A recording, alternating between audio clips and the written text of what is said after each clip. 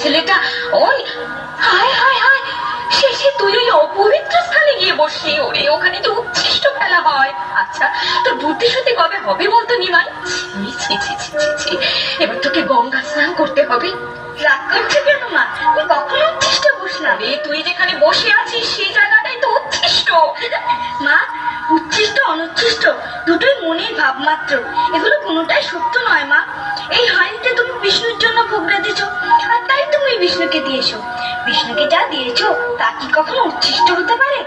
মা, আত্মা নিত্য পবিত্র বস্তু, তার পক্ষে উচ্ছিষ্ট বিচার কি? ওরে দুষ্ট ছেলে, হ্যাঁ তোর পেটে এত বুদ্ধি ছিল?